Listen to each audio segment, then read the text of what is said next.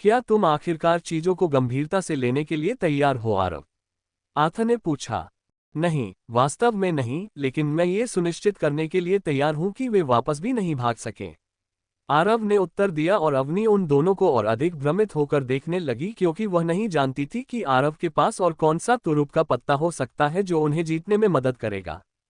चूंकि 3000 गोबलिन सैनिक कोई छोटी संख्या नहीं थी, वह ये समझ नहीं पाती कि वह इतना शांत क्यों दिख रहा है, जबकि वे केवल 500 जादूगरों के साथ अकेले ही एक छोटी सेना का सामना करने वाले थे। वे बहुत बड़े नुकसान में थे और आरव को इसकी परवाह नहीं थी और वह बस यही चाहती थी कि वह दस्ते के सदस्यों के बीच दहशत फैलने से रोकने के लिए अपनी आगे की योजनाओं का खुलासा करे।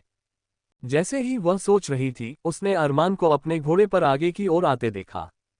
अरे कोई अपराध नहीं एलेक, लेकिन हमारे नए हमले की क्या योजना है? हमें निश्चित रूप से उस नए हमले की लहर के लिए तैयार होने की जरूरत है जो वे हमारी ओर भेजेंगे और मुझे यकीन है कि आप पहले से ही जानते हैं कि वे हम पर कड़ी कार्रवाई करने वाले हैं, अरमान लेंस ने कहा।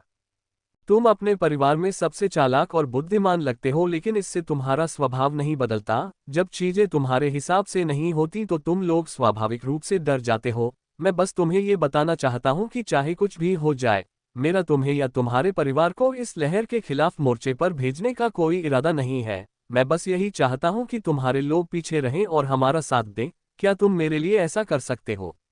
आरव ने अरमान को घूरते हुए कहा। आंखों की पुतलियों से आंखों की पुतलियों तक। पुरुषों, आप पर विश्वास करना कठिन है, लेकिन मुझे लगता है कि गठबंधन का यही मतलब था, मुश्किल समय में भी एक दूसरे के साथ खड़े रहना, अरमान ने कहा।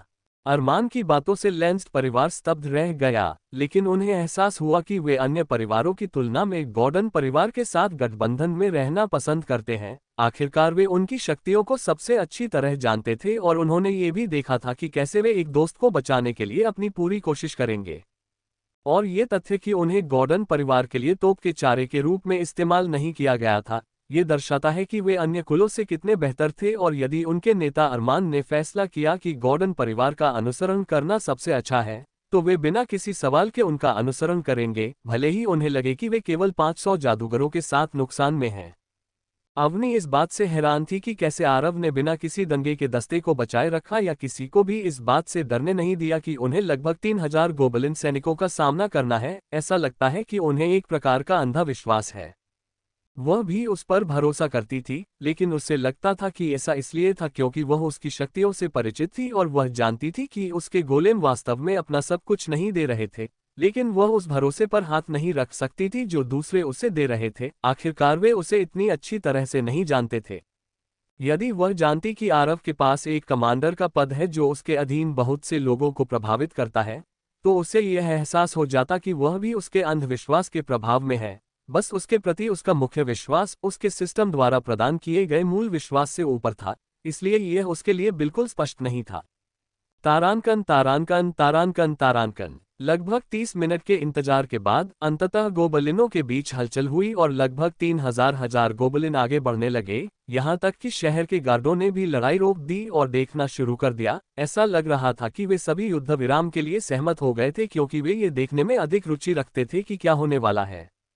अरे आरव, नेता गोबलिनों के बीच आ रहा है, एग्ने ने कहा। उसे आने दो। उसने क्या उम्मीद की थी कि हम एक प्रकार के कमजोर लोग हैं जिन्हें वह बड़ी संख्या में तोड़ सकता है, आथ ने कहा। नहीं, मुझे केवल इतना यकीन है कि वह इसलिए आया क्योंकि वह कुछ युद्ध योग्यताएं प्राप्त करने की कोशिश कर रहा था। उसने सोचा होगा कि उसके साथ सैनिकों की संख्या के साथ आरव को मारना आसान होगा क्योंकि हम अभी एक बहुत कठिन लड़ाई से गुजरे हैं। जैसा कि अब आप समझ गए होंगे कि आरव गोबलिन जाति का लक्ष्य है और जो कोई भी उसे हरा सकता है उसे भारी इनाम मिलेगा। और मुझे यकीन है कि ऐसा कोई तरीका नहीं है कि शीर्ष टियर एक गोबलिन अपने अधीन जूनियर गोबलिन को यह इनाम देने की अनुमति देगा, अवनी ने समझाया।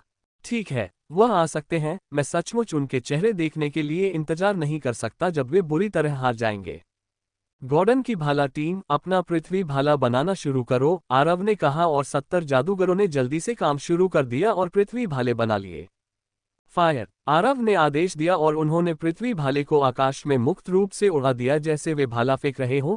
70 पृथ्वी भाला पिछली बार की तुलना में अधिक तेजी से और अधिक गति से उड़ा। ये जादूगरों के लिए काफी आश्चर्यजनक था क्योंकि वे महसूस कर रहे थे कि उनका कौशल बढ़ रहा था। Less than up shield formation greater than. शीर्ष टिया एक गॉब्लिन जो नेतृत्व कर रहा था बोला और सभी गॉब्लिनों ने एक एक गोल ढाल उठाए जिसे उन्होंने अपने सिर के ऊपर रखा और जब इस बार भाले नीचे उतरे तो वे वार को रोकने में सक्षम थे।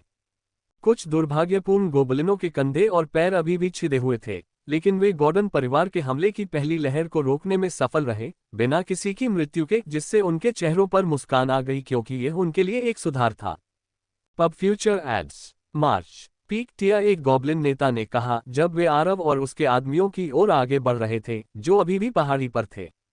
जिन जादूगरों ने भाला चलाया था वे इस बात से हैरान थे कि जिस मंत्र पर उन्हें गर्व था और जिसे वे इतना पसंद करते थे उसे इतनी आसानी से कैसे पराजित किया जा सकता था। इस बीच डार्कब्लिस क्षेत्र में क्लेरिसा आरव पर आए नए दुर्भाग्य पर खुश हो रही थी क्योंकि वह चाहती थी कि वह बुरी तरह हार जाए। ऐसा लगता है कि ये टिया एक गोबलिन्स का एक विशिष्ट दस्ता है, अवनी ने गोबलिन्स को उनकी ओर आते देखने के बाद कहा। ये कठिन होने वाला है, अरमान ने कहा क्योंकि उन्हें एहसास हुआ कि उनके पीछे किस प्रकार के गोबलिन आए थे। कठिन, मुझे बख्श दो कि उन कमीनों में इतनी हिम्मत है कि वे मेरे सामने आकर शांतचित्त होकर युद्ध के गुणों के लिए मुझे मारने की कोशिश कर रहे हैं।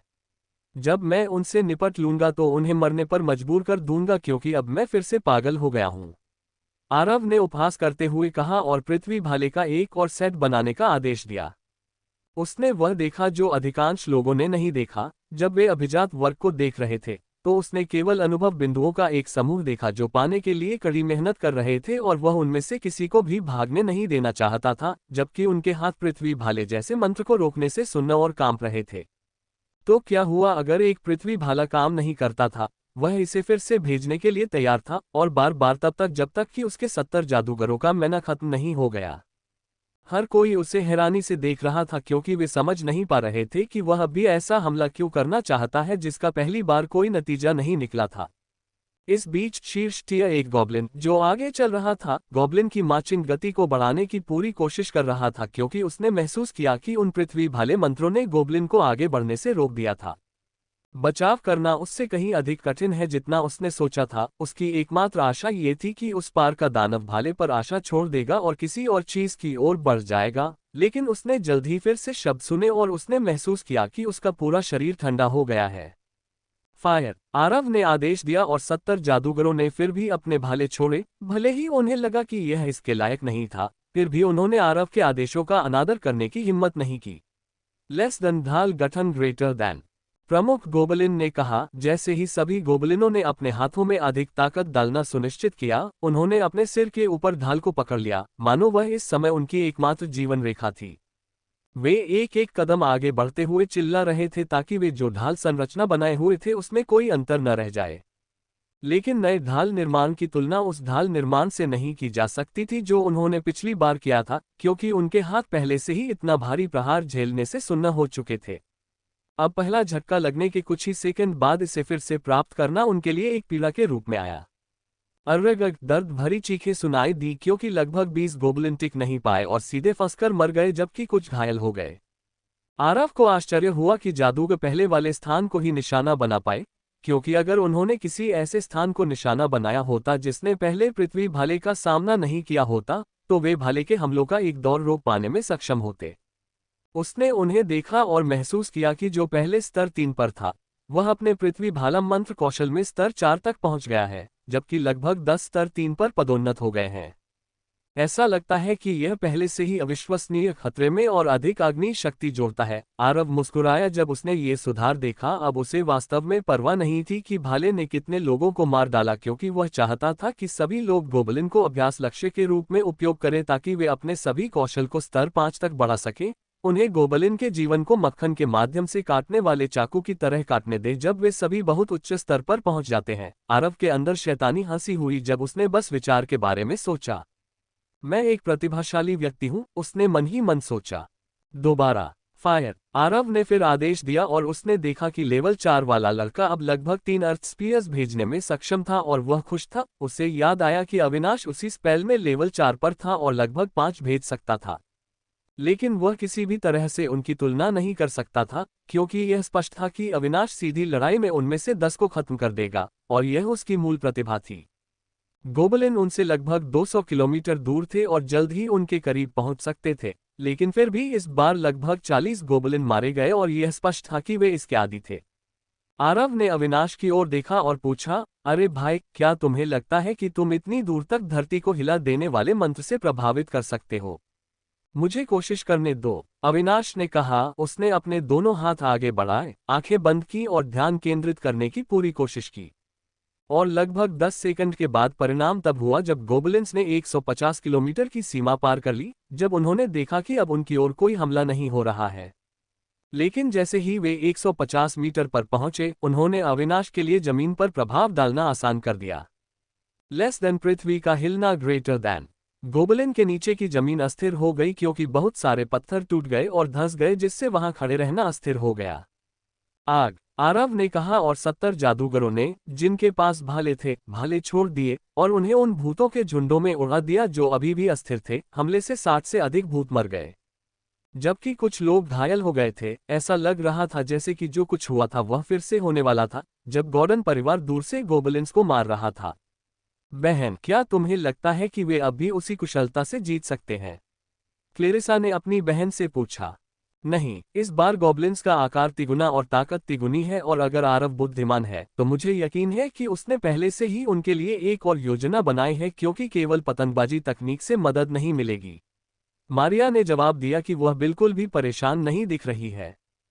तीर प्रमुख गॉब्लिन उस समय चिल्लाए जब उन्होंने देखा कि वे कोई प्रगति नहीं कर रहे थे, और पीछे के कुछ गॉब्लिन ने अपने धनुष पर तीर चढ़ाए और गोली चला दी। आरव की भौहें ऊपर उठ गईं क्योंकि उनके भाव से पता चल रहा था कि उन्हें गॉब्लिन द्वारा किए गए इस प्रकार के छिपे हुए हमले की उम्मीद नहीं थी, क्योंकि वे उनकी पृथ्वी भाले की रणनीति की नकल करने की कोशिश कर रहे थे, लेकिन वे उन्हें दोहराने के लिए तीर का उपयोग कर रहे थे। आरव ने जब देखा कि वे उस पर हमला करने की कोशिश कर रहे हैं तो वह मुस्कुराया। अरे, मैं ये सब तुम्हारे लिए छोड़ रहा हूं अवनी।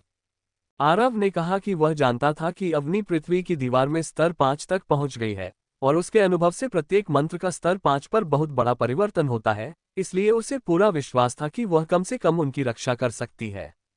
Pub future ads. उसने आरव के उदासीन रवैये पर अपना सिर हिलाया और अपनी छड़ी हिलाई, और बिना कोई जादू किए, हाथ के इशारे किए या एक शब्द भी कहे, तुरंत ही जमीन से मिट्टी का एक बहुत बड़ा टुकड़ा उठा और उन्हें ढक दिया। तीर फर्श पर गिरने से पहले दीवार पर केवल छोटे खरोंच के निशान छोड़ पाया। हर कोई उसके जादू की सीमा और शक्ति से हैरान था। ये स्पष्ट था कि वह एक बहुत शक्तिशाली जादूगर थी, जो उन सभी के लिए एक आश्चर्य के रूप में था, क्योंकि आरव ने उसका उपयोग नहीं किया था, जिससे उन्हें बस ये सोचने पर मजबूर होना पड़ा कि वह और क्या छिपा रहा था। वहां दौड़ो और दीवारें तोड़ दो, वे पहले से ही हमसे डरे हुए हैं, प्रमुख भूत ने कहा, क्योंकि उसे फिर से नेतृत्व करने में कोई दिलचस्पी नहीं थी। गॉर्डन परिवार ने जो शक्ति दिखाई थी उसने उसे अंदर तक झकझोर दिया था, और वह जल्द ही मरने के लिए तैयार नहीं था। इसलिए वह पहले वहां संख्या कम करने के लिए संख्याओं का उपयोग करना चाहता था, क्योंकि वह कुछ गॉब्लिन के साथ पीछे खड़ा था, जबकि लगभग 2700 गॉब्लिन पृथ्वी की दीवार की ओर भागने लगे थे। गॉर्डन परिवार लेंस्ट परिवार के साथ पीछे छिप गया। जब वह आराम करने लगा तो उसने महसूस किया कि उसके घोड़े की परछाई से कुछ उठ रहा है। उसने जल्दी से अपनी तलवार निकाली, क्योंकि उसने देखा था कि गॉर्डन परिवार के एक सदस्य ने अंधेरे का इस्तेमाल लड़ाई के लिए किया था, ठीक वैसे ही जैसे हत्या करने वाले दूसरे परिवार ने किया था। लेकिन वह जानता था कि जादूगर उसका मुकाबला नहीं कर सकता, इसलिए उसने अपनी तलवार सीधे उस छाया की ओर घुमाई जो अभी भी उठ रही थी।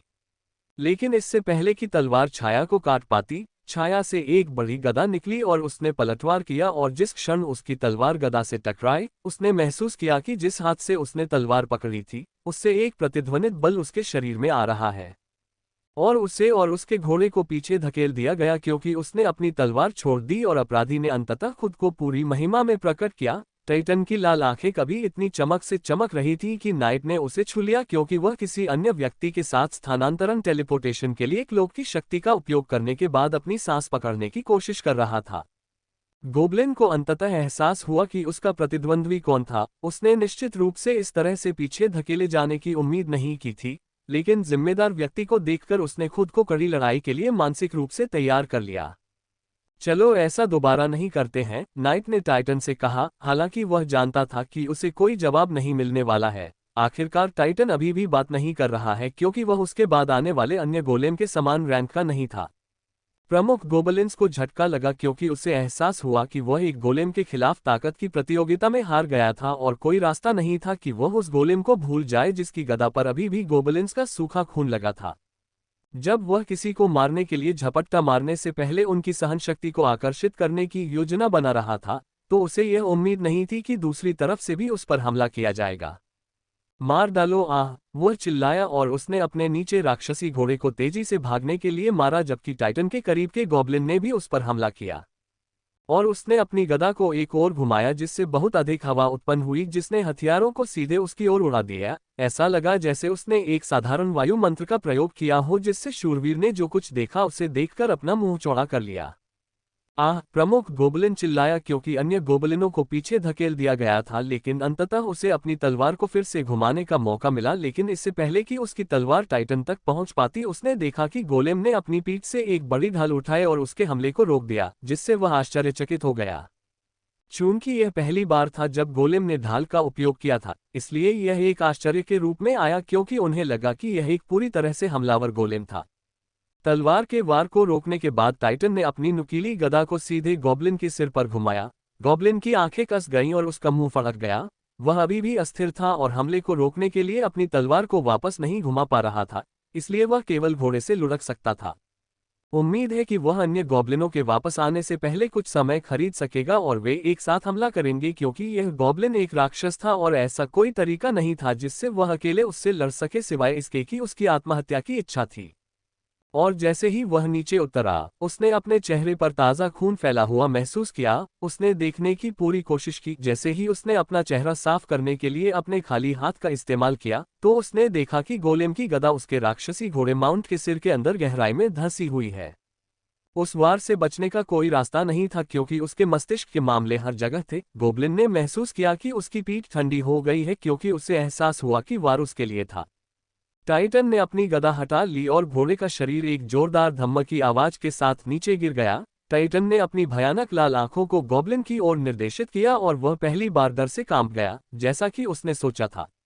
उसने वास्तव में अपना हाथ वहां बढ़ाया था जहां उसे नहीं बढ़ाना चाहिए था क्योंकि वह महसूस कर सकता था कि गोलेम की तीव्र हत्या की मंशा उसे लहरों के रूप में उसकी ओर भेज रही थी, जिससे वह भागने की कोशिश कर रहा था क्योंकि वह जानता था कि गोलेम उसे इतनी आसानी से जाने नहीं देगा क्योंकि वह पूरी तरह से अपने स्वामी की इच्छाओं का पालन कर रहा था। गोबलिन नेता जल्दी से अपने पैरों पर खड़ा हुआ और अपनी गिरी हुई तलवार की ओर झपटा। जिस क्षण उसने अपनी दूसरी तलवार पकड़ी, उसने अंततः एक रुख अपनाया और अपनी दो तलवारों को टाइटन की ओर दो तलवारों वाली मुद्रा में इंगित किया। तुम पागल राक्षस हो, मैं तुम्हें टुकड़ों में बांट दूंगा। भाइयों, आओ हम एक साथ हमला करें। वह सिर्फ एक गोलेम है, अगर हम अपनी ताकत एक साथ इकट्ठा करते हैं तो हम उसे हरा नहीं पाएंगे, अग्रणी पीक टिया एक गोबलिन्स ने कहा। बाकी गोबलिन्स जल्दी से टाइटन के चारों ओर इकट्ठा हो गए और उसके खिलाफ एक प्रकार का अर्धवृत्ताकार गठन बना लिया। वे उसे नष्ट करने के लिए दृढ़ थे। नाइट पहले से ही अपना छाया तत्व फैला रहा था क्योंकि उसे लगा कि जैसे ही चीजें हाथ से निकल जाएंगी, वह जल्दी से उन्हें वापस भेज देगा क्योंकि ऐसा करने का कोई रास्ता नहीं था। टाइटन को कुछ भी होने देने के लिए तैयार। आखिरकार वह उन कुछ लोगों में से एक है जो जानते थे कि टाइटन आरव का पहला और सबसे भरोसेमंद गोलेम था क्योंकि उसे उसकी ढाल बनने के इरादे से बनाया गया था। और यही कारण था कि वह अपने मालिक की हर समय रक्षा करने की आशा में हर समय अपनी पीठ पर एक बड़ी ढाल रखता था। लेकिन जैसे जैसे आरव मजबूत होता गया, उसे अपनी विश्वसनीय ढाल की आवश्यकता महसूस होने लगी। उसे कम कर दिया गया क्योंकि वह एक हत्या करने वाले गोलेम को अधिक चाहता था और टाइटन बस वही बन गया क्योंकि इसने शहर के द्वार पर नंबर 1 लड़ाई से लेकर आरव की हर लड़ाई लड़ी है। टाइटन हमेशा आरव की इच्छाओं के साथ बढ़ता रहा है। ये वही था जिसे नाइट ने आरव का मुख्य गोलेम माना था। जब वे ज़ॉम्बी से बचाव कर रहे थे, तो नाइट वास्तव में आरव के लिए टाइटन के मूल्य से अवगत था और ऐसा कोई तरीका नहीं था जिससे टाइटन को बदला जा सके और ऐसा कोई तरीका नहीं था जिससे वह उसे मरने दे। आरव उस पर नरक बना देगा यदि ऐसा कभी हुआ। ठीक उसी समय जब उसका छाया तत्व टाइटन को ढकने वाला था, टाइटन उसकी ओर मुड़ा और उसकी ओर देखा। नाइट कांप उठा। भले ही टाइटन ने कुछ नहीं कहा, वो पूरी तरह से समझ सकता था कि वह उसे क्या बताने की कोशिश कर रहा था। नाइट ने टाइटन के शरीर से अपने छाया तत्वों को तुरंत हटा दिया और टाइटन ने अपनी दृष्टि वापस गोबलिन्स पर केंद्रित कर ली। नाइट ने घबराकर कहा कि अगर वह उन्हें छाया के साथ वापस भेजने पर जोर देता तो क्या होता, उसे यकीन नहीं था। उसने कबीले में बहुत सारे गोलेम देखे थे, आखिरकार उनमें से बहुतों के पास एक छाया थी। विशेष रूप से वे लोग जिनमें साधना के लिए अधिक प्रतिभा नहीं होती, वे हमेशा गोलेम का रास्ता अपनाते हैं। लेकिन उसने वास्तव में ऐसा कोई गोलेम नहीं देखा था जो आरव द्वारा बनाए गए गोलेमों के समूह जितना बुद्धिमान और खतरनाक हो, और अब वह दुविधा में था कि उसे क्या चुनना चाहिए। लेकिन इस समय वह टाइटन से अधिक डर रहा था। इंतजार करने और यह महसूस करने के बाद कि गॉब्लिन्स पहला कदम उठाने के लिए तैयार नहीं थे, टाइटन ने उनके खिलाफ जाने का फैसला किया और वह सीधे बगल में खड़े गॉब्लिन्स में से एक की ओर बढ़ा और इस तरह उसने किनारे पर खड़े गॉब्लिन्स पर अपनी गदा घुमाई। और एक और गॉब्लिन उस पर पीछे से हमला करने वाला था। गॉब्लिन के चेहरे पर ऐसा भाव था जैसे किसी ने अभी अभी जैकपॉट जीता हो। लेकिन टाइटन ने अपनी गदा छोड़ दी क्योंकि यह सीधे उस गोबलिन की ओर उड़ी जिस पर वह पहले से ही वार कर रहा था। गदा सीधे गोबलिन की पसलियों पर जा लगी और पसलियों के टूटने की आवाजें सुनी जा सकती थीं। जैसे ही गोबलिन दर्द से चिल्लाया और वह छोटे से समूह से बाहर उड़ गया और टाइटन बहुत तेजी से पीछे मुड़ा और उस गोबलिन पर टूट पड़ा जो अपने दोनों हाथों से अपनी ढाल को सामने से पकड़े हुए उस पर छिपकर हमला करने की कोशिश कर रहा था। हाथ में जंग लगे खंजर के साथ हवा में उछल रहे गोबलिन की आंखें बदल गईं क्योंकि वह हवा में नहीं बच सकता था। वह केवल अपने हाथों को अपनी छाती के सामने क्रॉस करके रख सकता था, उम्मीद कर रहा था कि वह अपने दर्द को कम कर सकेगा, लेकिन ये सिर्फ एक इच्छा पूरी करने वाली सोच थी। जैसे ही टाइटन ने उसे ढाल से मारा, वह बेहोश होकर सीधा फर्श पर गिर पड़ा और टाइटन ने अपनी ढाल से उसकी गर्दन पर तुरंत वार कर दिया। अपने सिर को कंधों से अलग करते हुए नाइट फिर से कांप उठा जब उसने ये दृश्य देखा। उसे अंततः पता चला कि टाइटन के चेहरे पर वह भाव क्यों था जब वह उसे दूर ले जाना चाहता था। आखिरकार उसने उन्हें कभी खतरे के रूप में नहीं देखा था।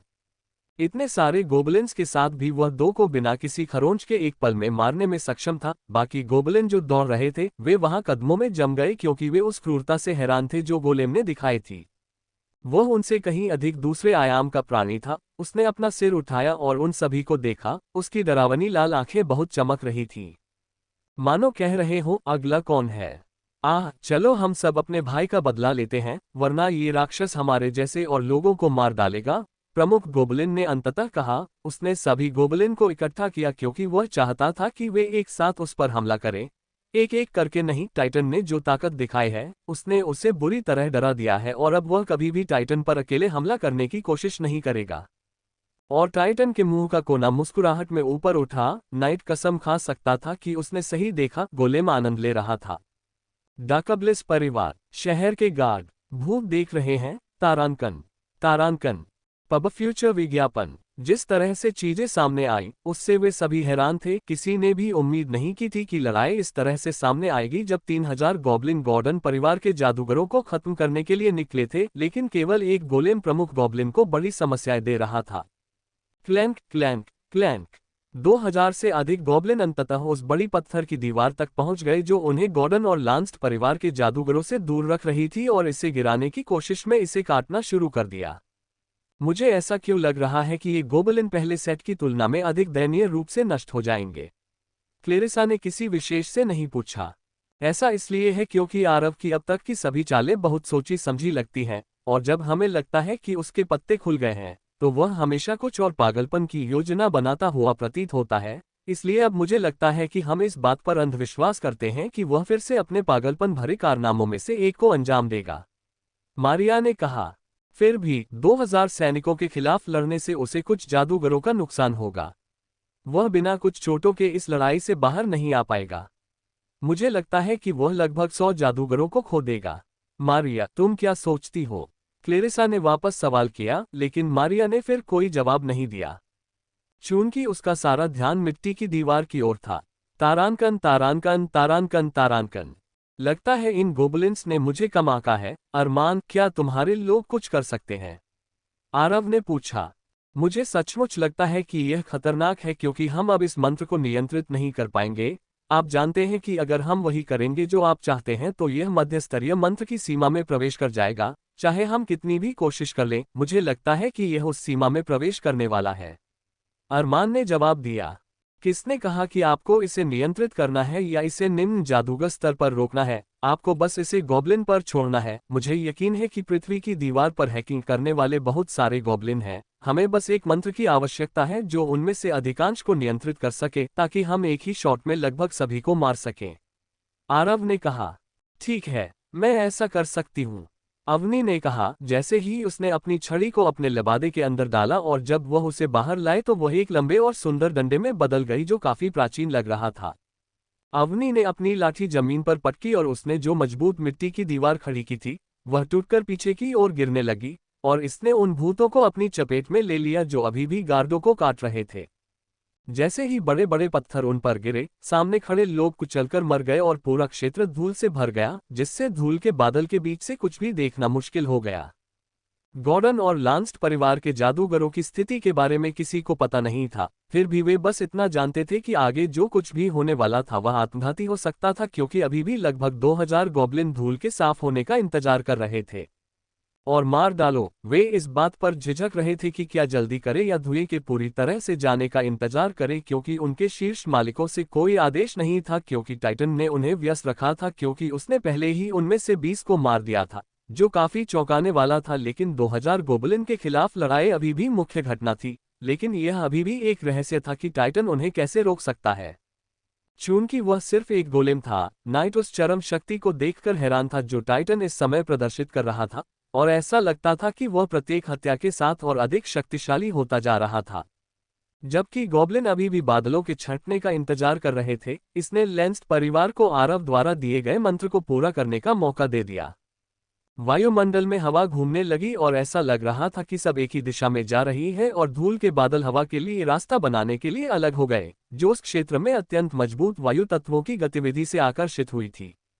जब सभी ने देखा कि टूटी हुई मिट्टी की दीवारों के पीछे क्या है, तो वे डर से कांप उठे, क्योंकि मौत का एहसास उन पर हावी हो गया था और उनकी सभी खतरे की इंद्रियां उन्हें चेतावनी के संकेत भेज रही थीं।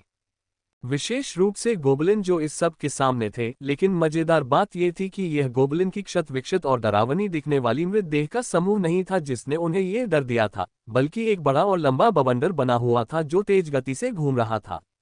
और उसके आसपास के 250 जादूगर, जैसे जैसे मंत्र काफी शक्तिशाली होता गया, वे अपना हर इंच मन मंत्र में डालते गए।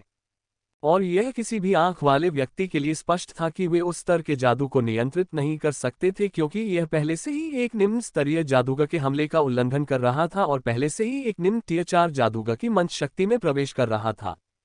जैसे ही स्टीवन और मारिया ने यह देखा, उन्होंने तुरंत पहाड़ियों की ओर वापस लौटने का आदेश दिया, क्योंकि उनके लिए वही एकमात्र सुरक्षित स्थान था।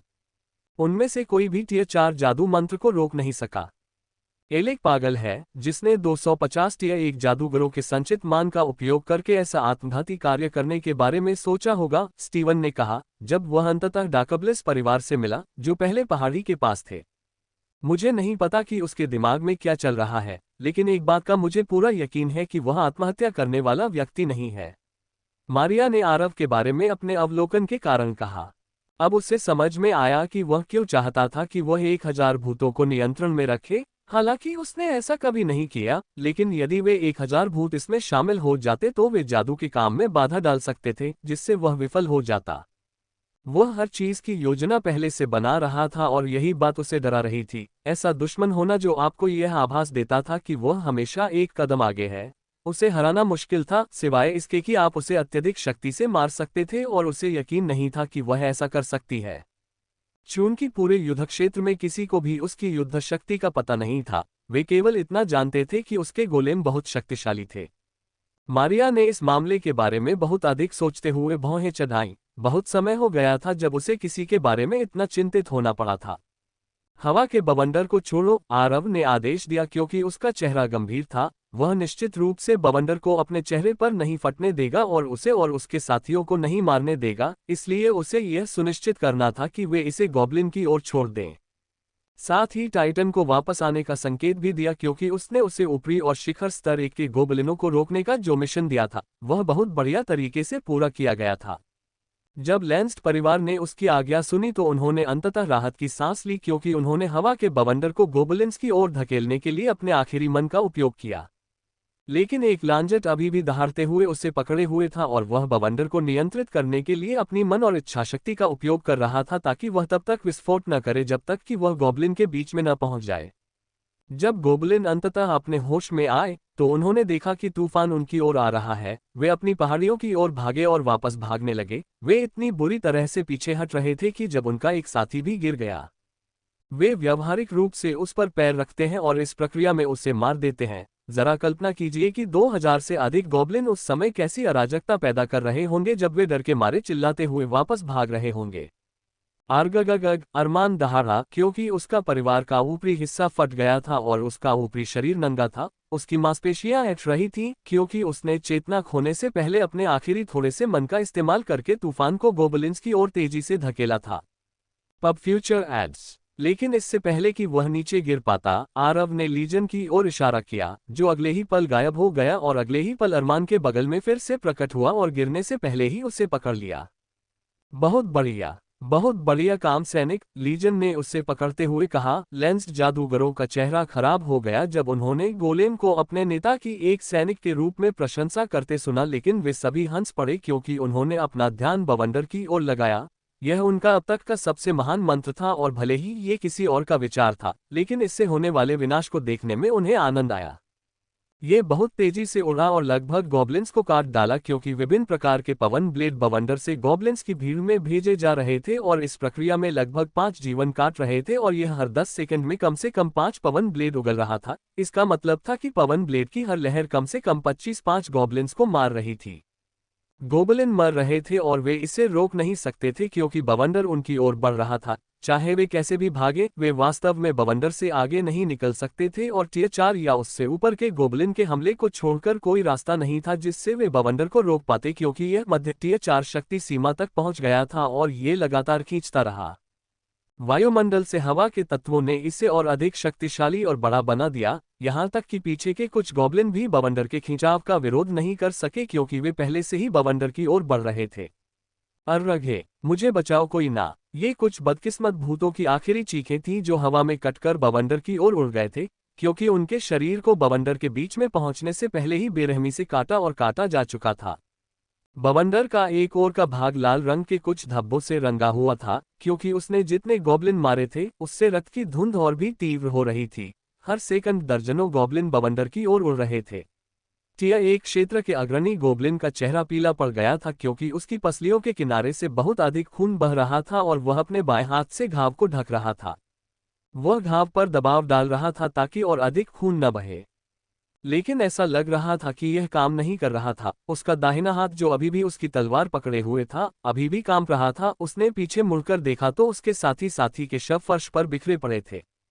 केवल कुछ ही लोग अभी भी सुरक्षित थे क्योंकि जो जीवित थे वे किसी न किसी तरह से गंभीर रूप से घायल थे। उसने खून थूका क्योंकि उसने अपराधी को देखा जो इस सब के लिए जिम्मेदार था। गोलेम ने उस पर अधिक ध्यान देना सुनिश्चित किया था क्योंकि वह नेता था। गोलेम अभी भी मध्य में मजबूती से खड़ा था। उसकी गदा और ढाल दोनों गोबलिन के खून से रंगे हुए थे जिससे उसकी पहले से ही दबंग छवि और अधिक डरावनी लग रही थी। वह युद्ध के देवता की तरह था जो अभी अभी अपने शत्रुओं के रक्त में नहाया था और जब उन्हें ऐसा लग रहा था कि गोलेम उन्हें खत्म करने वाला है तो उसकी डरावनी लाल आंखों ने फोकस बदल दिया। ऐसा लग रहा था जैसे उसे कोई संकेत मिल गया हो और उसने शूरवीर की ओर ध्यान देने से पहले आगे देखा। नाइट ने देखा कि उसे अजीब तरह से देखा जा रहा था और वह भ्रमित लग रहा था, लेकिन जब उसने टाइटन को अपनी छाया की ओर इशारा करते हुए देखा तो उसे एहसास हुआ कि वह उसे अब छाया यात्रा करने के लिए कह रहा था। उसने टाइटन के चेहरे को केवल कुछ देर के लिए देखा। टाइटन ने केवल अपना सिर हिलाया जब उसने उसकी अभिव्यक्ति देखी, जैसे कि वह उसका मन पढ़ सकता है और जैसे नाइट ने उन्हें ढकने के लिए अपनी छाया का उपयोग किया था और जल्दी से अपनी छाया यात्रा मंत्र का उपयोग करके वह गोबलिन्स को पता चलने से पहले तेजी से गायब होने में सक्षम था। लेकिन जैसे ही गोबलिन्स ने उन्हें जाते देखा उन्होंने राहत की सांस ली क्योंकि वे बस एक छोटी सी उम्मीद पर टिके हुए थे कि वे टाइटन जैसी आपदा से बच सकते हैं। लेकिन शुक्र है कि ऐसा लग रहा था कि उसके मालिक को उसकी जरूरत थी, इसलिए वह चला गया। प्रमुख गोबलिन ने उसके द्वारा भेजे गए गोबलिनों को देखने और उनके परिणामों की जांच करने का फैसला किया। आखिरकार गोलेम का मालिक उसे वापस तभी बुलाएगा जब वह मुश्किल स्थिति में होगा। लेकिन जैसे ही वह पहाड़ी पर चढ़ा उसे ये देखकर बहुत दुख हुआ क्योंकि उसने देखा कि जिन भूतों पर उसे इतना विश्वास था उनकी निर्दयता से हत्या की जा रही थी, और जब उसने देखा कि उनकी मृत्यु के लिए कौन जिम्मेदार था तो उसे यकीन हो गया कि उनका जीवन गंभीर खतरे में था और वे ऐसी आपदा से बच नहीं सकते थे। भागो! वह चिल्लाया और टियर 2 लड़ाई क्षेत्र की ओर भागने लगा। ये स्पष्ट था कि बवंडर नहीं रुकेगा और निश्चित रूप से टियर 1 गोबलिन्स के प्रतीक्षारत सभा स्थल तक पहुंच जाएगा।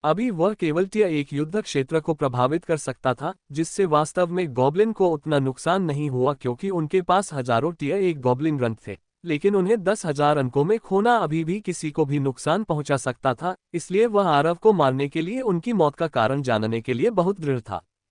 ड्रेको ने चुपके से हॉबगोब्लिन को देखा, क्योंकि उसने देखा कि उसके चेहरे पर तनाव धीरे धीरे गायब हो रहा है और वह मुस्कुराने लगा, जैसे कि वह कुछ भयावह योजना बना रहा हो। हर कोई आश्चर्य से उस जगह को देख रहा था जहां हवा का बवंडर फटा था और उस क्षति को देखकर हैरान था जो जादू ने पहुंचाई थी। लेकिन जादू की सीमा के बावजूद अभी भी कुछ गॉब्लिन थे जो नीचे झुकने या भाग्य से विस्फोट से बचने में सक्षम थे, क्योंकि वे विभिन्न स्तरों की गंभीर चोटों के साथ अपने जीवन से लटके रहे। तुम बाकी बचे हुए गोबलिनों को मारने की कोशिश क्यों नहीं करते? तुम्हारे कबीले में सबसे कम योग्यता है और इस तरह का काम वास्तव में तुम्हारे जादूगरों के लिए सबसे आसान होगा, क्योंकि उन्हें हत्या करने में विशेषज्ञता हासिल है। आरव ने मारिया से कहा।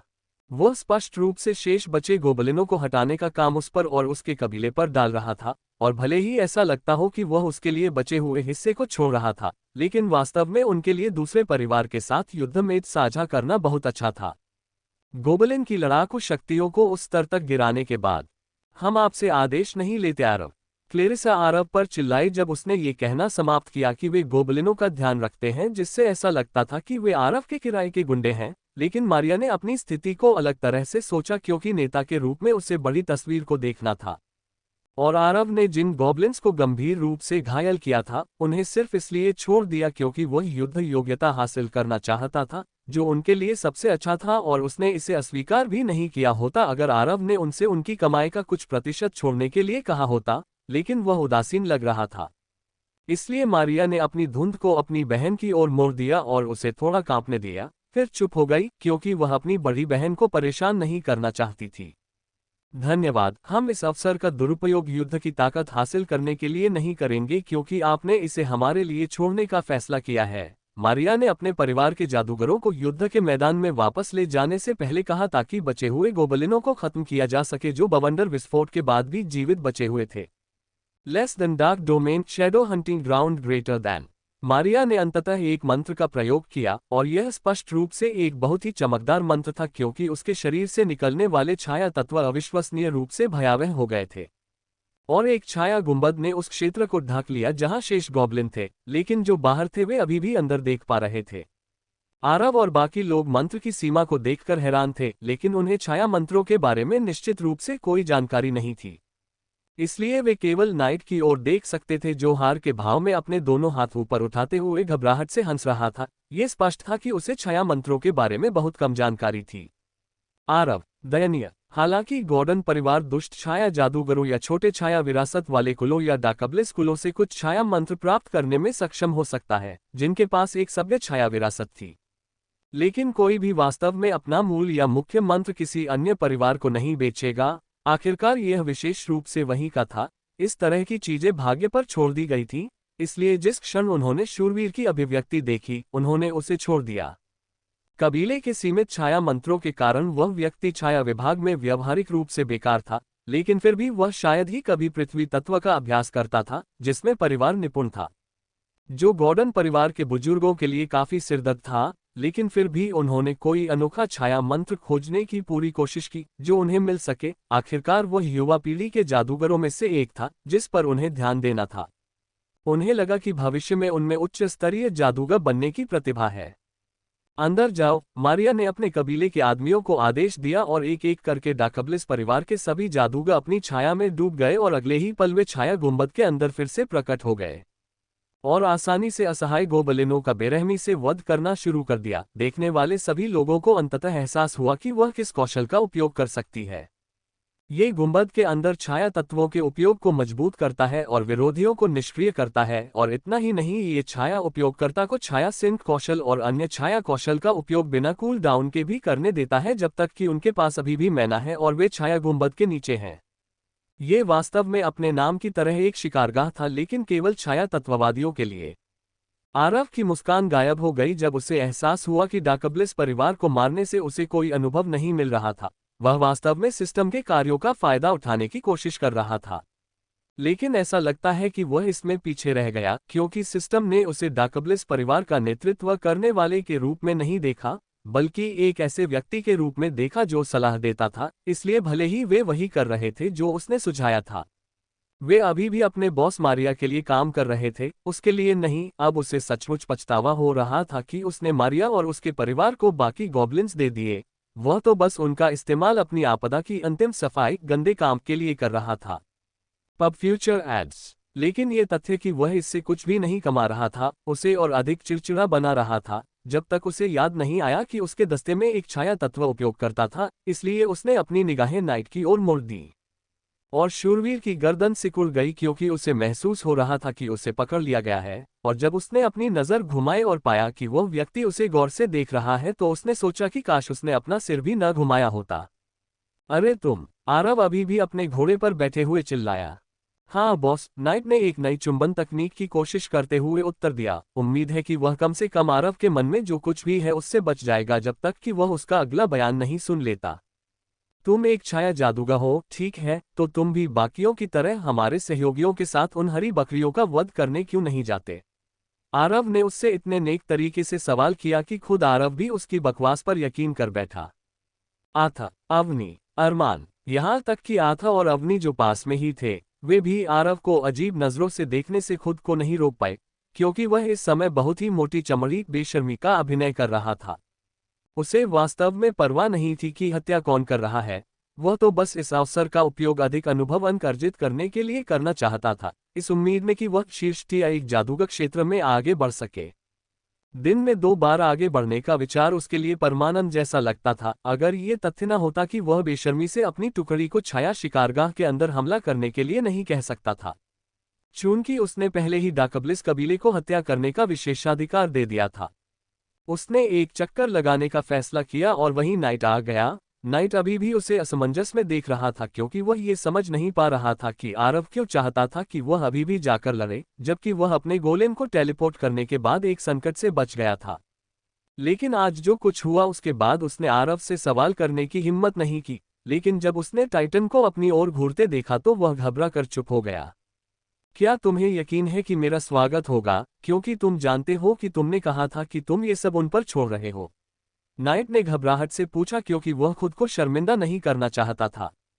इसकी चिंता मत करो बच्चे, बस जाओ और कुछ बेहतरीन हत्याएं करो और यह सुनिश्चित करो कि तुम गोबलिन नेता को मार दो और उसका सिर काट दो। टाइटन ने मुझे बताया है कि वह ज्यादा परेशान नहीं करेगा, इसका मतलब है कि तुम उसे संभाल सकते हो। अब जाओ, आरव ने छाया गुंबद की ओर इशारा करते हुए कहा। आथा, अवनी, वे आरव के शब्दों के चयन से हैरान थे, लेकिन वे स्पष्ट रूप से उसके द्वारा हर समय बकवास कहने के आदी थे।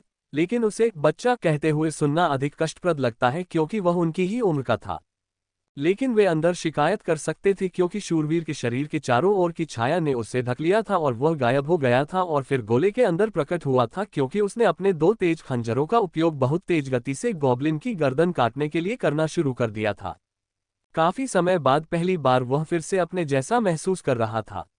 आखिरकार लंबे समय से वह वास्तव में चमक नहीं पाया था क्योंकि आरव और उसका दल हमेशा नेतृत्व करते थे और हमेशा प्रकाश में रहते थे और उस घात हमले के बाद उसे और अवनी को गॉर्डन परिवार में दूसरे सबसे अच्छे गिरोह के साथ समझौता करना पड़ा था। लेकिन जब से उन्होंने आरव से बात की कि वे उन्हें अपने साथ प्रशिक्षण करने की अनुमति दें, यहाँ तक कि नाइट भी अपने कौशल में बदलाव देख सकता था, जिससे उसे संदेह हुआ कि इसका आरव से कुछ लेना देना था। जब वह सोच रहा था कि आरव को कैसे धन्यवाद कहे, आरव अपने सिस्टम स्टेटस में अपने नए स्तर के लाभों को देख रहा था। स्थिति टैब। नाम आरव गॉर्डन्स। जाति मानव। स्तर 15। स्तर 1 उच्च स्तर। अगले स्तर तक अनुभव 3345 बटा 10,000। गुण शक्ति 30+1 चपलता 30+1 धीरज 25+1 मन 1500 आत्मीयता पृथ्वी उच्च जोड़ अग्नि उच्च जोड़ उपलब्ध अंक 27 सिस्टम पॉइंट 25,678। आरव ने तुरंत अपने आंकड़ों में अंतर देखा क्योंकि उसके सभी बुनियादी आंकड़ों में 10 अंकों का जोड़ था और उसने महसूस किया कि सिस्टम भी उसके लिए इस ओर इशारा कर रहा था। वह आश्चर्यचकित था कि सिस्टम में नए बदलाव क्यों हुए। लेकिन उसे कोई आपत्ति नहीं थी क्योंकि उसे यह बात बहुत अच्छी लगी कि सिस्टम उसके अनुकूल हो रहा था। भले ही सिस्टम स्पिरिट ऊर्जा के कारण शायद ही कभी बात करता हो, फिर भी वह अपने तरीके से आरव की मदद करने का प्रयास करता रहता है। उसने अपनी मुट्ठियां भींच ली और अपनी शक्ति को महसूस किया। उसके रक्त में प्रवाहित ऊर्जा के उछाल ने उसे चौंका दिया। वह चुपचाप आश्चर्य से हौंफने लगा। वह अपने शरीर में अत्यधिक शक्ति का प्रवाह महसूस कर सकता था, और शायद उसे आदेश देने की वजह से उसे वास्तव में यह एहसास नहीं हुआ कि वह वास्तव में हास्यास्पद रूप से शक्तिशाली हो गया था। और सबसे मजेदार बात यह थी कि वह अपनी शक्ति का परीक्षण या गुस्सा नहीं कर सकता था क्योंकि सभी गॉब्लिन लगभग मारे जा चुके थे और जो बचे थे वे भी उसके लिए कोई खास खतरा पैदा नहीं कर सकते थे। उसके असामान्य आंकड़ों को देखकर उसे अंततः यह एहसास हुआ कि वह कितना बड़ा राक्षस था, क्योंकि उसे यकीन था कि अपने आंकड़ों के आधार पर वह अंततः एक टियर 2 जादूगर के साथ आमने सामने की लड़ाई लड़ सकता था। और यदि गॉर्डन परिवार में से किसी को भी इस बारे में पता चला तो उन्हें दिल का दौरा पड़ सकता है, क्योंकि ऊपर के रैंकों से आगे की लड़ाई तब तक सामान्य थी जब तक कि यह उस स्तर पर थी। उदाहरण, एक निम्न टियर 1 जादूगर एक उच्च टियर 1 जादूगर से लड़ रहा है, लेकिन एक पूरी तरह से नए क्षेत्र से लड़ रहा है। यह एक और बात थी और इससे गॉर्डन परिवार के सभी बुजुर्गों के होश उड़ गए होंगे, क्योंकि केवल प्रतिभाशाली लोगों में से ही कोई प्रतिभाशाली व्यक्ति उस प्रकार की युद्ध शक्ति प्राप्त कर सकता है। उन्होंने सोचा कि उन्हें लगा कि आरव के गोलेम के उस स्तर तक पहुंचने की अधिक संभावना थी, लेकिन यह उसके गोलेम की युद्ध शक्ति थी, न कि युद्ध के लिए उसकी प्रतिभा। अब उसके पास पहले से ही ऐसी राक्षसी प्रतिभा को टक्कर देने की शक्तियां हैं, हालांकि इसके लिए सिस्टम जिम्मेदार था। Pub future ads. तो क्या यह मुझे जीनियस बनाता है? आरव ने चुपचाप खुद से पूछा, लेकिन उसने तुरंत इसके बारे में सोचना बंद कर दिया जब उसे याद आया कि वह अभी भी एक टियाई जादूगर था और अभी भी अगर वह खुद को प्रतिभाशाली घोषित करना चाहता था तो उसे एक लंबा रास्ता तय करना था। उसने जल्दी से अपने विचारों को साफ कर दिया और उसने महसूस किया कि डाकबलिस परिवार पहले से ही अपनी लड़ाई से बाहर आ रहा था और पहले से ही पहाड़ी पर वापस आ रहा था। अब हम क्या करें? स्टीवन ने आरव की ओर देखते हुए घबराहट से अपना सिर खुजाते हुए पूछा, क्योंकि उन्हें गोबलिन्स के साथ एक बहुत लंबी लड़ाई लड़नी थी। ब्लड मून के पूरे 5 घंटे बीत चुके थे, लेकिन उन्होंने 2 घंटे के अंत से पहले ही टियर लड़ाई समाप्त कर ली थी, और यह पहली बार था जब उन्हें इतनी बड़ी जीत मिली थी। और उन्होंने कम जादूगरों को भी खोया। ये बहुत लंबे समय में उनकी सबसे कम हताहत थी, लेकिन अब उन्होंने लड़ाई समाप्त कर ली है और उन्हें एहसास हुआ कि उनके पास अभी भी लगभग 3 घंटे शेष हैं। क्लेरिसा ने कहा, आइए टियर 2 और टियर 3 जादूगरों की लड़ाई देखें और कम से कम उनकी लड़ाई से कुछ प्रेरणा प्राप्त करने का प्रयास करें। आप बिल्कुल सही कह रहे हैं, चलो ऐसा करते हैं, स्टीवन ने सिर हिलाते हुए कहा और वह आरव की ओर देखने लगा और उम्मीद कर रहा था कि वह कम से कम कुछ तो बोलेगा, क्योंकि अब वह टियर 1 क्षेत्र का अग्रणी व्यक्ति था। मुझे लगता है कि आप सभी को वह सब करना चाहिए जो आप करना चाहते हैं। आखिरकार आपको सिर्फ 3 घंटे की छूट मिली है, जबकि हमारे पास अभी भी कुछ अधूरे काम हैं। आरव ने टाइटन की ओर अपनी नजरें बदलने से पहले उनसे कहा। स्टीवन और मारिया आरव से संबंधित किसी भी बात से सहमत नहीं हो पा रहे थे, क्योंकि उसके सोचने का तरीका उन लोगों से बिल्कुल अलग था और इस लड़ाई ने ये दिखा दिया। इसलिए वे सभी अपने अधीनस्थ जादूगरों को टियर 1 और टियर 2 के बीच के युद्ध क्षेत्र के किनारे ले गए। अरमान ने आरव के पास जाकर पूछा, कमांड में होना कैसा लगता है? अच्छा लग रहा है, आरव ने हल्की हंसी के साथ जवाब दिया। अरमान ने मजाकिया लहजे में सिर हिलाते हुए कहा, लगता है कि तुम पहले से ज्यादा दूसरों से अपना गंदा काम करवाने लगे हो। गंदे काम से आपका क्या मतलब है? उन्होंने मुझे हमला करने के लिए भी योग्य नहीं बनाया। अगर मैंने कोई कदम उठाया होता तो मैं उन्हें बहुत पहले ही खत्म कर देता, आरव ने जवाब दिया। कमांडर आरव, शेखी बघारते रहो, तो मुख्य समय में हमें क्या करना चाहिए? मैं टियर 2 की लड़ाई देखने के लिए उत्सुक हूं। भले ही हम अभी वहां प्रतिस्पर्धा नहीं कर सकते, तो क्यों ना हम जाकर देखें और अनुभव प्राप्त करें? अरमान ने पूछा जब उसने आरव को बताया कि वह शेखी बघार रहा था, जिस पर उसे वास्तव में विश्वास था। ओह, मैं अनुभव से अधिक संचय करने की योजना बना रहा हूं, आरव ने एक विकृत मुस्कान के साथ उत्तर दिया। अगर आपको कोई आपत्ति न हो तो मैं ध्यान करना चाहूंगा। आप अपने परिवार के सभी जादूगरों को ध्यान करने और अपना खोया हुआ मन पुनः प्राप्त करने के लिए कह सकते हैं, आरव ने कहा और अपने घोड़े से नीचे उतर आया और गॉर्डन परिवार के जादूगरों को आदेश दिया कि वे एक बहुत ऊंची चौकोर दीवार बनाएं, क्योंकि वहां केवल वह और टाइटन ही होंगे और वह नहीं चाहेंगे कि उन्हें परेशान किया जाए। आपका एक गोलेम कैप्टन के पद तक पहुंच गया है और अब वह किसी तत्व क्षमता को जागृत करने का विकल्प चुन सकता है। अपनी इच्छानुसार स्तर चुने। शाम के 4:01। जिस क्षण आथा और अविनाश ने ये सुना, उन्हें कुछ अंदाजा हो गया कि क्या होने वाला है और वे ये भी चाहते थे कि आरव सफल हो जाए, जिससे उनकी युद्ध शक्ति दूसरे स्तर पर पहुंच जाए। तारांकन तारांकन तारांकन तारांकन तारांकन। पृथ्वी की दीवारें अंततः पूरी हो गईं और इसने आरव और बाकी जादूगरों को उनसे दूर कर दिया या उन पर जासूसी करने से रोक दिया, सिवाय उन लोगों के जो ऊंची दीवार के ऊपर से उड़कर ऊपर से जासूसी कर सकते थे। जैसे ही वे अकेले हुए, आरव ने सिस्टम को फिर से खोल दिया। आपका एक गोलेम अधिकतम मूल्य पर पहुंच गया है और टियर 1 गोलेम में विकसित हो सकता है। अपना रास्ता चुने। गुना बख्तरबंद गोलेम टियर 2 250 मन। गुना बेस का आर्मर्ड गोलेम टियर 2 250 मन। Pub future ads. गुना रक्त योद्धा गोलेम टियर 2 500 मन। जब आरव ने पहले से ही परिचित विकल्पों को देखा तो उसने अपने हाथों को एक साथ रगड़ा जैसे कि एक चोर ने अभी अभी नया सामान देखा हो, क्योंकि वह बहुत खुश था कि वह अब टाइटन को अपग्रेड करने जा रहा था। आखिरकार टाइटन उनका पहला गोलेम था और उन्हें वास्तव में उम्मीद थी कि वे उसकी रैंक रेटिंग को ठीक कर पाएंगे ताकि कम से कम यह उनके अन्य गोलेमों के समान आधार पर खड़ा हो सके। और सबसे महत्वपूर्ण बात यह है कि आरव अपनी पहली गोलेम टैग सुनना चाहता था, क्योंकि उसके अलावा बाकी सभी ने बातें की थीं। चलो बड़े लड़के, ये करते हैं, आरव ने कहा, क्योंकि उसे यह बताने के लिए किसी मार्गदर्शक की आवश्यकता नहीं थी कि तीसरा विकल्प चुनना उसका सबसे अच्छा विकल्प था, क्योंकि यह आवश्यक मान को देखते हुए सबसे अनोखा था। आरव ने तीसरे विकल्प को छूना समाप्त कर दिया और विकास शुरू होने की प्रतीक्षा कर रहा था जब तक कि उसे एक और सूचना नहीं मिली। आपका एक गोलेम कैप्टन के पद तक पहुंच गया है और अब वह किसी तत्व क्षमता को जागृत करने का विकल्प चुन सकता है। अपनी इच्छानुसार स्तर चुने। गुना मूल तत्व क्षमताएं 5000 सिस्टम पॉइंट्स। गुना उच्च तत्व क्षमताएं 15000 सिस्टम पॉइंट। गुना हाइब्रिड तत्व क्षमताएं 50000 सिस्टम पॉइंट्स। गुना सर्वोच्च तत्व क्षमताएं 150,000 सिस्टम पॉइंट्स।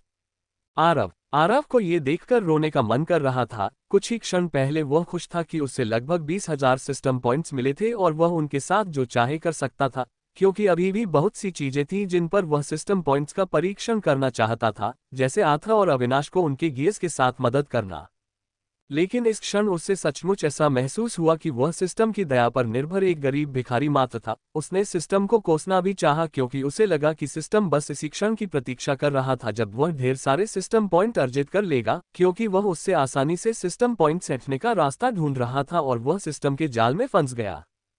अब उसने इसके बारे में और सोचा तो उसकी झुंझलाहट गायब हो गई, क्योंकि उससे ये तथ्य याद आया कि सिस्टम ने कहा था कि उसका गोलेम विकास के बाद कप्तान रैंक तक पहुंच जाएगा, जिससे वह काफी खुश था, क्योंकि इसका मतलब था कि टाइटन सबसे आगे और उसका सबसे मजबूत गोलेम बन गया, क्योंकि वह उसका पहला कप्तान रैंक वाला गोलेम बन गया। वह वास्तव में बुनियादी विकल्प चुनने के लिए ललचा रहा था, लेकिन जब उसने टाइटन द्वारा किए गए सभी कार्यों के बारे में सोचा तो उसने इसे अपने दिमाग से निकाल दिया और उच्च विकल्प चुनने का फैसला किया। आखिरकार वह अभी भी इसे वहन कर सकता था और वह भविष्य में अपने बुरे निर्णयों पर पछताना नहीं चाहता था, यदि टाइटन को भविष्य में उसके अन्य गोलेम की तुलना में कुछ भी घटिया मिलता। वह फिर से वही गलतियां करने के लिए तैयार नहीं था, इसलिए उसने अपने दांत पीस लिए और उच्च विकल्प को चुना। मैं प्रार्थना करता हूं कि यह अच्छा हो, आरव ने खुद से कहा। जैसे ही उसने उच्च विकल्प चुना, उसके सामने विभिन्न चित्रों का एक चक्र प्रकट हो गया। उसे काफी आश्चर्य हुआ, लेकिन उसने महसूस किया कि वह जानता था कि वास्तव में इसका क्या मतलब है, क्योंकि प्रत्येक पंक्ति के अंत में कुछ पुरस्कार जैसा कुछ लिखा था। इसलिए उसने बड़ा पहिया घुमाया जो अलग अलग चित्रों के चमकने के साथ घूमने लगा। जब तक पहिए की गति धीमी नहीं हो गई और यह अंततः बर्फ की तस्वीर पर रुक गया, तब तक ढेर सारी बर्फ के साथ ग्लेशियल तस्वीर अंततः विस्तारित हो गई और पहिए की स्क्रीन को भर दिया। बधाई हो, आपका गोलेम विकास के बाद बर्फ तत्व को जागृत करने में सक्षम होगा। क्योंकि आपके पास बर्फ तत्व एफिनिटी नहीं है, इसलिए आपके गोलेम के लिए बर्फ क्रिस्टल बनाने की प्रक्रिया में आपको 5000 सिस्टम पॉइंट का भुगतान करना होगा। क्या आप सहमत हैं, वयन? ओह, भाड़ में जाओ तुम पागल सिस्टम, तुम मुझसे पैसे ऐंठने के और तरीके ढूंढ रहे हो। कम से कम मेरे लिए सिस्टम पॉइंट का कुछ हिस्सा तो छोड़ दो, आरव चिल्लाने लगा, क्योंकि वह अब अपने गुस्से को रोक नहीं पा रहा था। वह अपने सिर के बचे हुए बालों को खींच रहा था। कुछ ही सेकंड पहले वह 25,000 से अधिक सिस्टम पॉइंट प्राप्त करने पर खुद पर गर्व महसूस कर रहा था, लेकिन बाद में उसे पता चला कि वह उनमें से लगभग सभी को खर्च करने वाला था, क्योंकि वह अपने गोलेम को अगले स्तर पर विकसित कर रहा था। आरव ने अपने दांत पीस लिए लेकिन फिर भी उसने प्रस्ताव स्वीकार करने और हाँ बटन दबाने का फैसला किया। जिस क्षण उसने इसे स्वीकार किया, उसने टाइटन को धीरे धीरे हवा में उड़ते हुए देखा, जैसे प्रकाश का एक कोकून उसके शरीर के चारों ओर लिपटा हुआ था। अन्य समय की तरह जब वह अपने गोलेम को विकसित करता है तो वही घटना टाइटन के साथ हो रही थी, लेकिन उसका विकसित प्रकाश अन्य गोलेम की तुलना में बहुत उज्ज्वल और चार्ट से बाहर था। लगभग 15 मिनट बाद चकाचौंध करने वाली रोशनी कम हो रही थी और तभी स्ट्रैंड्स ऑफ मैना ने आरव के शरीर को छोड़ना शुरू कर दिया और सीधे टाइटन के शरीर में उड़ गया, जो अभी भी विकसित होने की प्रक्रिया में था। उस समय आरव को पता था कि यह लगभग पूरा हो चुका था जब मैना प्रकाश के कोकून में प्रवेश कर गया था, क्योंकि प्रकाश पहले अधिक चमकीला चमकने लगा था और फिर प्रकाश की एक बहुत तेज चमक बुझ गई थी। टकराना। आरव ने विस्फोट की आवाज सुनी जब प्रकाश बंद हो गया, लेकिन आरव ने तुरंत अपने हाथों का उपयोग किया और अपनी आंखों को ढक लिया, जैसे कि वह थपथपा रहा हो जब ध्वनि की शॉकवेव ने उसे और विकास कोकून से प्रकाश को मारा। उसकी आंखों को दर्द होना बंद हो गया। उसने अपनी आंखें खोली और सबसे पहले उसने टाइटन स्टेटस टैब्स की जांच की, ये देखने के लिए कि क्या बदल गया है। Ice golem. नाम टाइटन। स्तर 21 उन्नत किया जा सकता है। क्षेत्र निम्न टियर 2। पद रक्त योद्धा। Pub future ads. पद कैप्टन। शक्ति 50। चपलता 33। धीरज 45। मन 5000/5000। बर्फ हेरफेर 10। विशेष कौशल बेसिक गदा महारत स्तर 5। बेसिक शील्ड महारत स्तर 5। बर्फ हेरफेर स्तर 1। निम्न स्तरीय आइस गोलेम समन 5/5। एक गोलेम जो आगे विकसित होने के लिए अपनी सीमाओं को तोड़ चुका है, एक कैप्टन रैंक गोलेम बन गया है। प्रत्येक कैप्टन रैंक गोलेम एक गोलेम जादूगर के लिए अंगों की तरह है, क्योंकि वे बिना पराजित हुए एक ही क्षेत्र में दुश्मनों के एक छोटे समूह को अकेले ही ले सकते हैं। वे गोलेम की उत्पत्ति के वर्गीकरण में प्रतिभाशाली लोगों में प्रतिभाशाली हैं। शाम के 4:02। आरव अपना मुंह बंद नहीं रख सका क्योंकि उसका मुंह खुला हुआ था और वह आंकड़ों और टाइटन को घूर रहा था, जिससे वह उलझन में था कि उसे किस पर अपना पूरा ध्यान देना चाहिए।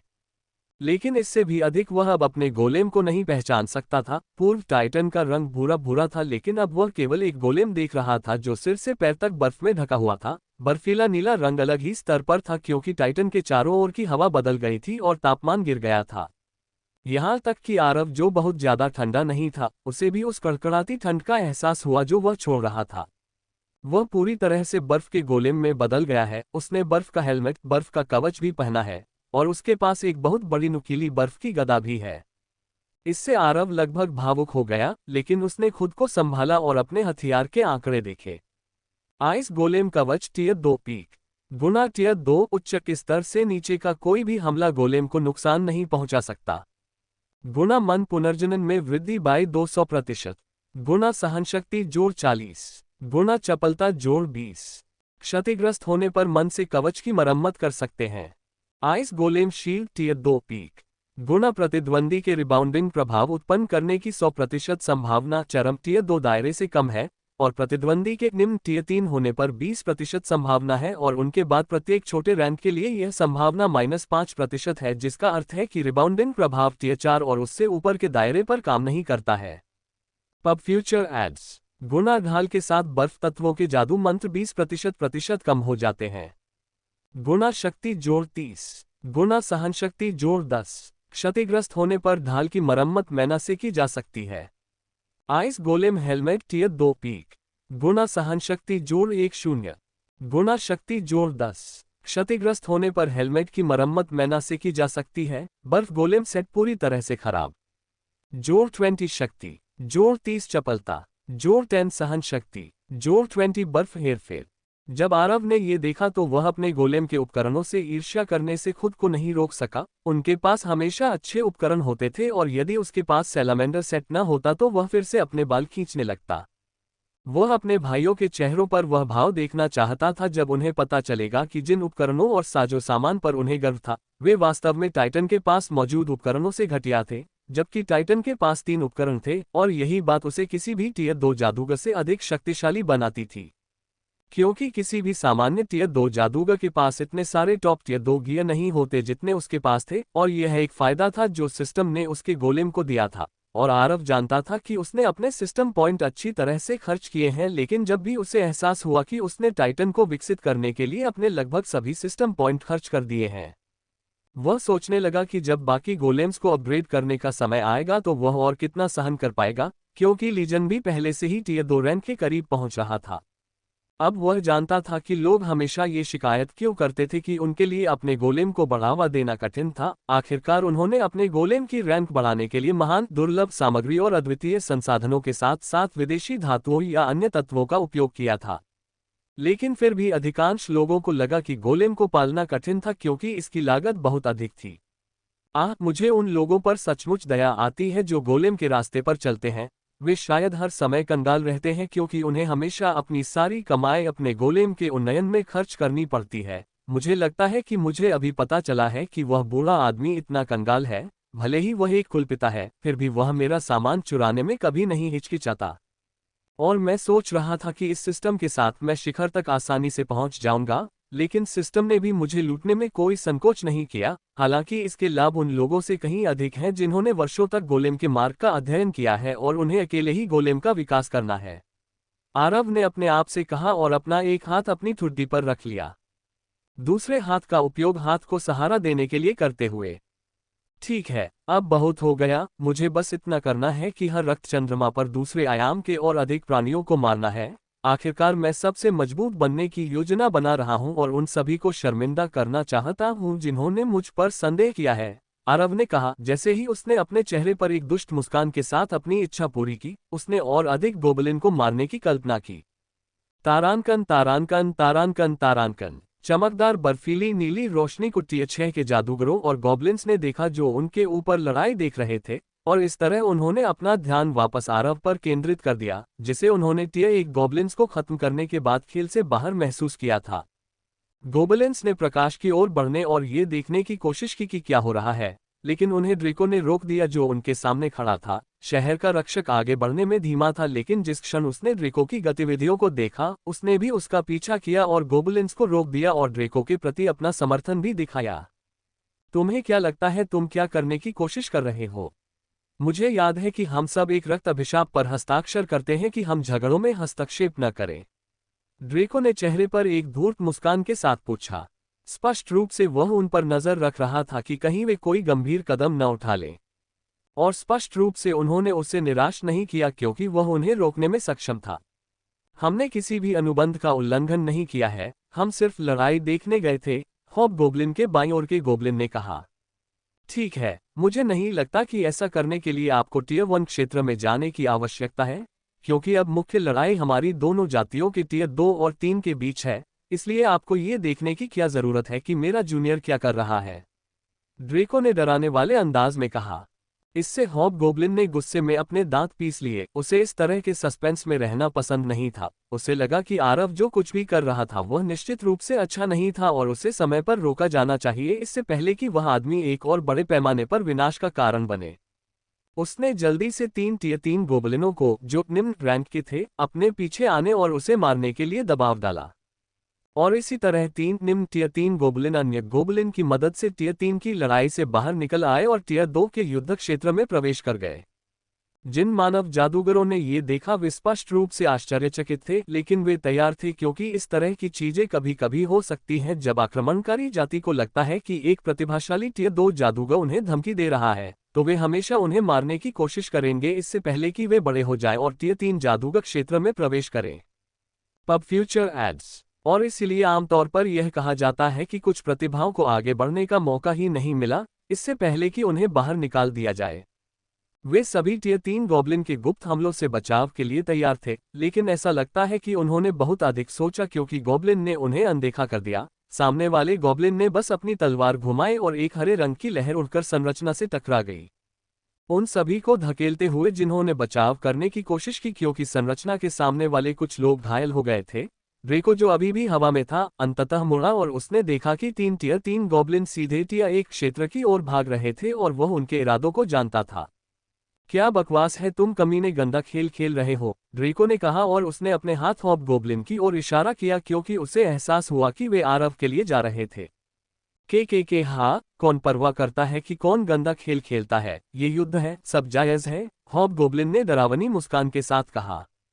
मैं तुम्हारी तथाकथित प्रतिभा को टुकड़े टुकड़े होते देखने के लिए इंतजार नहीं कर सकता, बाईं ओर के भूत ने कहा, जो स्पष्ट रूप से बातूनी लग रहा है। ड्रेको ने जल्दी से गॉर्डन परिवार के कुछ तृतीय श्रेणी के जादूगरों को उनके पीछे दौड़ने के लिए बुलाया। हालांकि वह जानता था कि वे उनसे नहीं मिल सकते थे, फिर भी उसे उम्मीद थी कि कम से कम आरव एक हमले से बच जाएगा। जादूगरों को मिलने और गॉब्लिन्स को उसे मारने से रोकने का समय देते हुए उसने यह विश्वास करने की हिम्मत भी नहीं की कि आरव किसी तरह टियर 3 गोलेम्स को हरा सकता है, क्योंकि वह अभी भी आरव की युद्ध शक्ति को ठीक से नहीं जानता था। वह केवल इतना जानता था कि वह टियर 1 जादूगरों में अद्वितीय था और कुछ टियर 2 जादूगरों के साथ मुकाबला कर सकता था, लेकिन वह अपने द्वारा दिए गए रक्तशाप के साथ इसका परीक्षण करने के लिए तैयार नहीं था। इसका मतलब यह है कि वह आरव को नहीं बचा पाएगा, और मजेदार बात यह है कि उसने पहले ही कुलपति से वादा किया था कि आरव सही सलामत वापस आएगा। अब जब वह उस वादे के बारे में सोचता है तो उसे एहसास होता है कि वह कितना मजाकिया था। यदि उसे पता होता कि ऐसा कुछ होगा तो वह उस रक्त अभिशाप पर हस्ताक्षर कभी नहीं करता, चाहे कुछ भी हो जाए।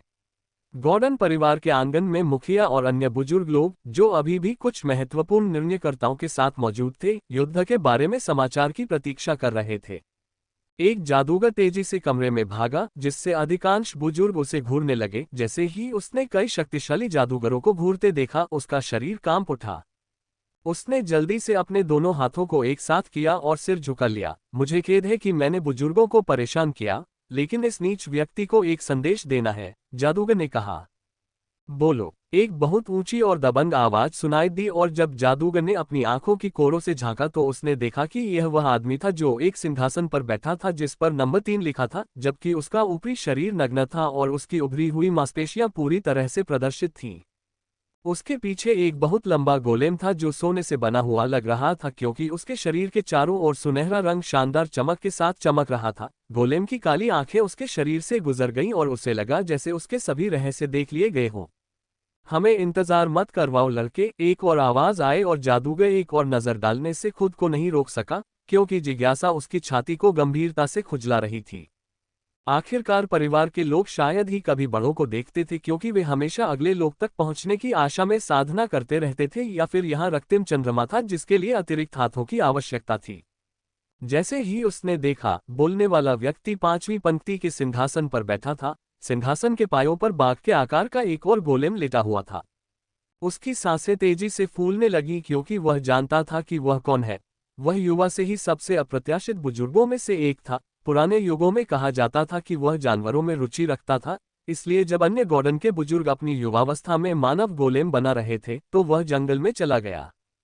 उस समय अपने 2 बड़े भाइयों कुलपति और महान बुजुर्ग की मदद से उन्होंने राक्षसी जानवर के तरीकों का अध्ययन किया, और जब वह वापस आए तो वह टियर 2 गोलेम बनाने वाले पहले गॉर्डन थे, जबकि वह बहुत लंबे समय से टियर 1 जादूगर थे। वे नहीं जानते कि अब उनके पास टियर 2 गोले हैं। टाइटन। इससे परिवार में उसकी प्रतिष्ठा एक अलग ही स्तर पर पहुंच गई। उसे जानवरों का बड़ा कहा जाने लगा, क्योंकि उसने मुख्य रूप से राक्षसी जानवरों से संबंधित गोलेम बनाए थे, विशेष रूप से वे जिनके बारे में उसने 1-2 बातें सीखी थीं। वह गोलेम में जंगली व्यवहार और सहज ज्ञान लाने में सक्षम था, भले ही वे सामग्री से बने हों। कुलपति के अलावा उन्हें सबसे प्रतिभाशाली गोलेम जादूगर कहा जाता था। लेकिन ये सब अतीत की बात है, क्योंकि उसने लंबे समय से कोई कदम नहीं उठाया था। बहुत से लोग भूल गए हैं कि मोटा बुजुर्ग कितना मजबूत था। हाँ, 5वां बुजुर्ग एक मोटा आदमी था। जादूगर को गॉर्डन परिवार के महान बुजुर्गों की उपस्थिति में बहुत सम्मानित महसूस हुआ। हालांकि ज्यादातर लोग कहते हैं कि गॉर्डन परिवार मजबूत नहीं था, लेकिन अंदर ही अंदर वे वास्तव में परिवार से डरते थे। आखिरकार उनके पास बहुत सारे प्रतिभाशाली व्यक्ति थे, यदि नहीं तो वे इतनी जल्दी में टियर कबीला नहीं बन पाते। और तब भी वे सबसे मजबूत मध्यस्तरीय कुलों में से एक थे। यदि उनके पास केवल एक टियर 9 जादूगर होता तो वे अपने रैंक को एक उच्च स्तरीय कुल में बदलने में सक्षम होते। टियर 1 लड़ाई खत्म हो गई है, जादूगर ने कहा। इतनी जल्दी क्या है? क्या कोई बच गया? बुजुर्ग पूछने लगे। जादूगर ने कहा, खैर, गोबलिनों का सफाया मुख्यतः युवा मास्टर कमांड के कारण हुआ। क्या आरव ने ऐसा किया? हा, ऐसा लगता है कि वह छोटा सा मूर्ख तेजी से बड़ा हो रहा है। लेकिन जहां वे गॉब्लिन वास्तव में मजबूत नहीं हैं, वे इतनी जल्दी कैसे मर सकते हैं, जैसे कि अभी 3 घंटे भी नहीं हुए हैं? 5वें बुजुर्ग ने खुशी के साथ कहा। उसकी आंखों में स्पष्ट रूप से झलक रहा था। उसे यह पसंद था जब गॉर्डन परिवार का कोई भी सदस्य किसी भी कार्यक्रम में अच्छा प्रदर्शन करता था। मुझे इसमें कोई संदेह नहीं था कि वह छोटा सा मूर्ख असाधारण होगा। आखिरकार उसके एक गोलेम के पास टियर 2 युद्ध शक्ति है। अगर वह एक प्रतिभाशाली व्यक्ति बनना चाहता है तो उसे अभी भी लंबा रास्ता तय करना है। मुझे यकीन है कि शहर के गार्ड और डाकबलिस परिवार गोबलिन को खत्म करने में अग्रणी है। आखिरकार उनकी संख्या बहुत अधिक थी, कुलपति ने उपहास करते हुए कहा। उन्होंने आरव की उपलब्धियों को कमतर आंकने की कोशिश की, लेकिन अंदर ही अंदर उन्हें इस बात पर गर्व महसूस हो रहा था कि आरव का जिक्र किया गया। आखिरकार आरव उनका इकलौता पोता था। ठीक है, मुझे लगता है कि मुझे आपको सही करना होगा क्योंकि आरव के जादूगरों का दस्ता वास्तव में युद्ध के मैदान में आधे से अधिक गोबलिनों को मारने के लिए जिम्मेदार था, जादूगर ने कहा। तुम्हारा मतलब है कि आरव का दस्ता आधे से ज्यादा के लिए जिम्मेदार था? कितना? बड़े बुजुर्ग ने पूछा। ये तो बहुत ही शानदार है, आदमी ने जवाब दिया। Pub future aids. Oh common, मुझे बस एक अनुमानित संख्या बताओ, बड़े बुजुर्ग ने जवाब दिया। जादूगर ने कहा, गॉर्डन और लांजेट परिवार ने मिलकर 8000 से ज्यादा गॉबलिन्स की मौत के लिए जिम्मेदार हैं। मुख्य संख्या की गणना नहीं की जा सकी क्योंकि उन्होंने गॉबलिन्स को बहुत तेजी से मार डाला। बुजुर्ग ने तेज सांसें लीं और वे सभी आश्चर्यचकित होकर हौंफने लगे। हमें लावा राजा ड्रेको के आदेश पर एक एरेटेप को परिवार के घर वापस भेजने का आदेश मिला है, क्योंकि उन्होंने कहा था कि वह चाहते हैं कि आप सभी आरव का प्रदर्शन देखें। जादूगर ने अपना हाथ बढ़ाते हुए अपने साथ लाए एक एरे डिस्क को आगे बढ़ाया। महान बुजुर्ग ने अपना स्टाफ जमीन पर रख दिया और डिस्क उसकी ओर तैरने लगी और जैसे ही उसने उस पर अपना हाथ रखा, उसने उसमें मन की लहर भेज दी।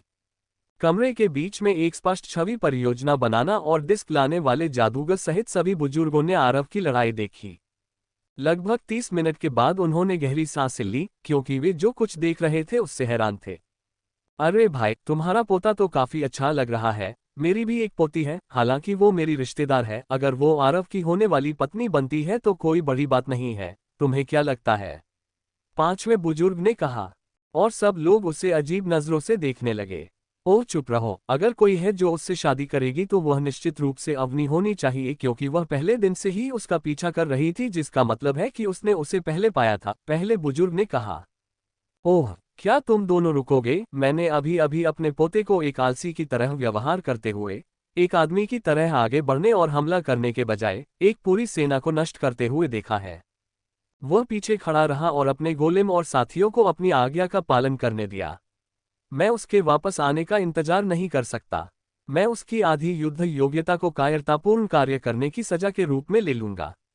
कुलपति ने कठोर चेहरे के साथ कहा, लेकिन उसके चेहरे पर धूर्त मुस्कान छिपी नहीं रह सकी। उसके भाई चुपचाप उसकी ओर देखकर उपहास कर रहे थे।